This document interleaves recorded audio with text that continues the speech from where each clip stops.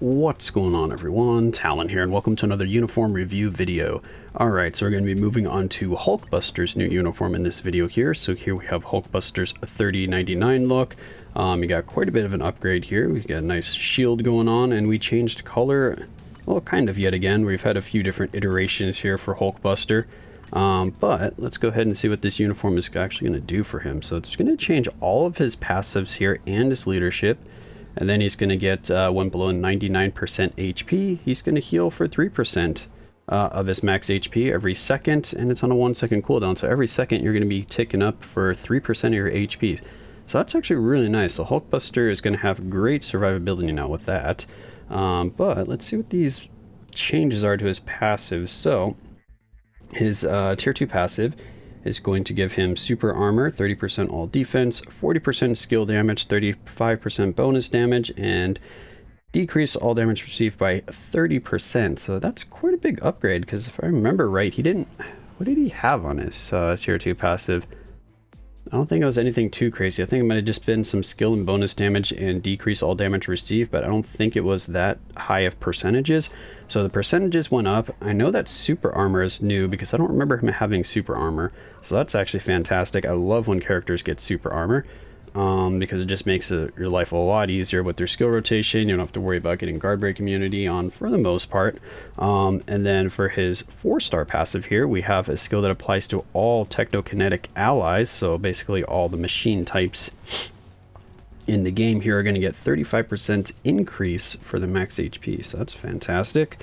Let's see. First skill, we have a stun. Second skill, we got a stun.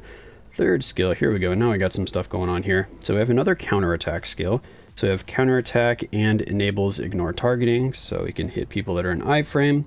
I got stun, fracture, incapacitation. And then we have damage immunity for 5 seconds. Okay.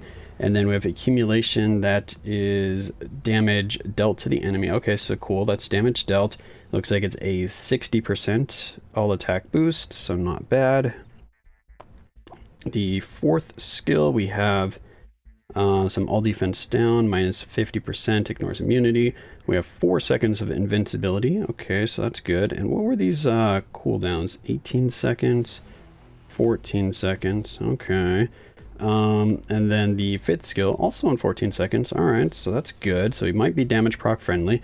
Then we have fracture, paralysis that ignores immunity.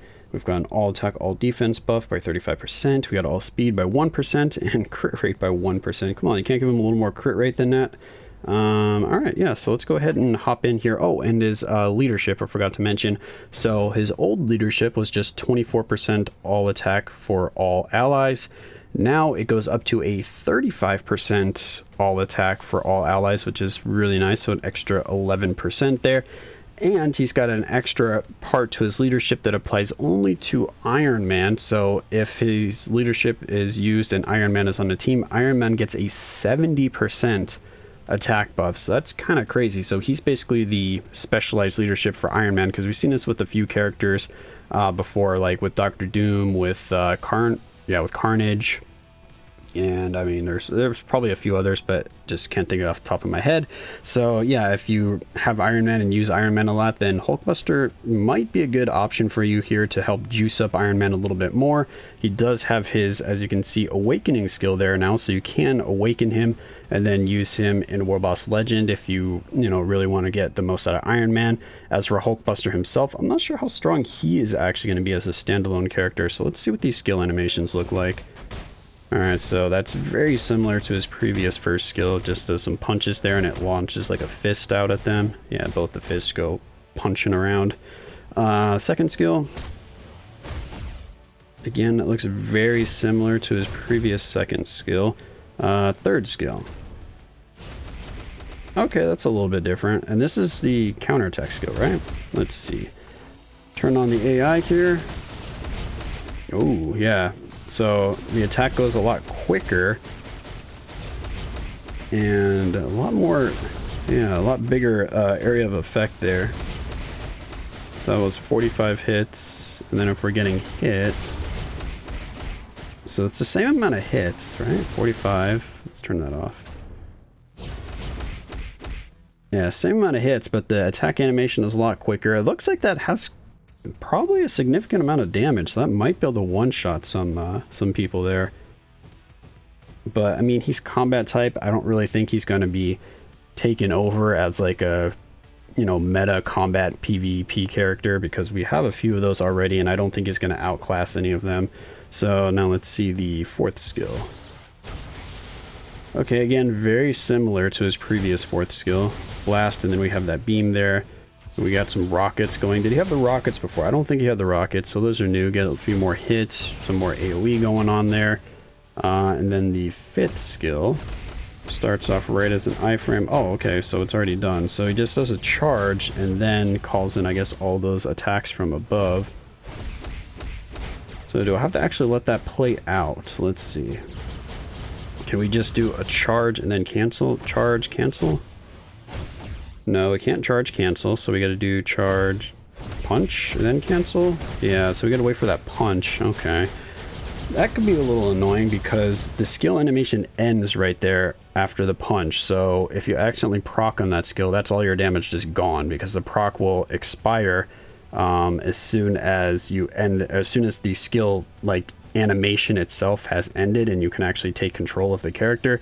So that means if you proc like right here, boom, it's going to be done right there before the beams even get called down, which is a little annoying. So you kind of want to combine them. I'm thinking you want to do like 3, go punch, and then try to proc there on 4. 4's animation is already done before the beams get called down, so you're going to be missing out on quite a bit of damage there. I'm not sure what his rotation is going to be then. Maybe he's just not damage proc friendly because his skills are just too short. Like the animation is too short to kind of take advantage of the 5th skill, so that kind of leans me towards like a CTP of Rage, because then you could just activate and then just kind of spam the skills. So then you can go boom, get all that raining down, do this, and then maybe do the 2nd skill for some more damage while the Rage is going. Mainly just because it takes so long for those lasers to get called down from the 5th skill. We don't have an animation. That's long enough. Does that work? Sit there. Oops, I didn't do the 2nd punch. Boom. Now. Okay, I guess. Maybe if you get lucky and don't proc, so you go boom, and luck.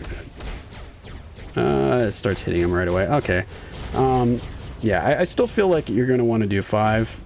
Punch the ground, and then go right into 4. It looks like my touch didn't register there on 4, but that's kind of the feeling that I'm getting for his kind of skill rotation here. But let me know in the comments below if there's going to be a better way to play him, because I'm trying to think if I can take advantage, because you can't really combine with that, you can't really combine with that very effectively. They don't have any buffs on them, so you don't have to worry about using them.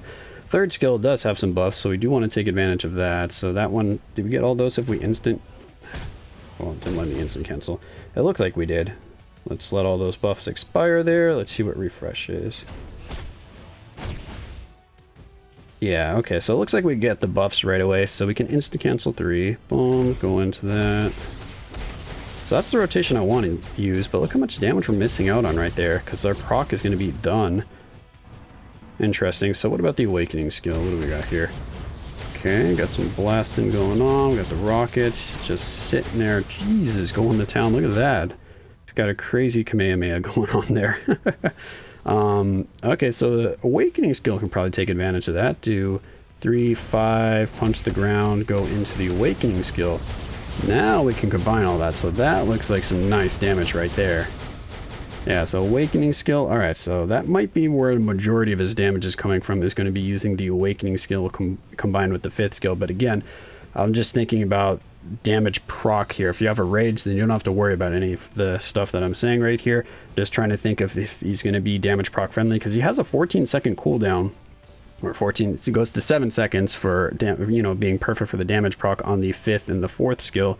3rd skill is a little bit longer, so you're going to have to probably throw that in every other rotation if you're like trying to get the most damage out of him, and you're just going right when the 5th and the 4th skill are off a cooldown.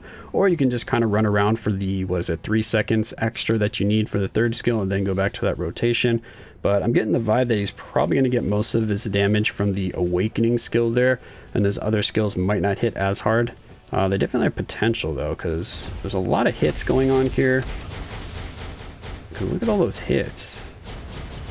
Boom, all that AoE. Yeah, I mean, it looks really nice. So Hulkbuster's uniform is definitely looking pretty nice. So if you want an upgrade for a Hulkbuster, you want to play him a little bit more, maybe get him transcended if you're, a Hulkbuster fan, then definitely this is looking like a very, very strong option. For me, I'm actually just going to be passing on this uniform for now, just because I don't really have the crystals to get this uniform and to get Quicksilver's uniform, and I do plan on picking up Quicksilver's uniform, so that means I can't really afford to get Hulkbuster's right now, so that's going to be the main reason why I'm passing. But Hulkbuster's uniform still does look really good. Like, I like the skill animations. It looks like he has potential to do a lot of damage, but again, the skill preview can be a little deceiving for how strong characters are, because in the past, I know I've reviewed a few characters where I'm just looking at their skills in the skill preview and the skill animations just didn't look very good. So I figured, you know what, they're probably not going to do a ton of damage. And then they turned out to actually do a ton of damage. Two of those notable characters, which, is completely wrong on for the damage, where I thought they'd have good damage, but I didn't think they'd have as high damage as they do have, is going to be Moonstone when she first came out, which I guess that isn't really a uniform, but when Moonstone first came out, I was like, okay, your damage looks good, but I didn't expect, of course, where she is now. And then also with Human Torch's new uniform, I was like, this doesn't look like much of an upgrade. I don't think Human Torch is going to do very good. And then lo and behold, Human Torch turned out to be phenomenal. So I don't know if Hulkbuster is going to be one of those, because I'm getting the vibe that it looks like he's going to do a lot of damage, but maybe he's actually not. So let me know in the comments below if you've had any experience with Hulkbuster, if you've transcended him, or if you just tried him at level 70, or anything with this new uniform. I'm curious to know how strong he actually is. But again, for now, I'm going to be passing on it, but I do think it's a good uniform. So yeah, that's going to be it for this video. Hopefully you enjoyed, and of course I will catch you in the next one.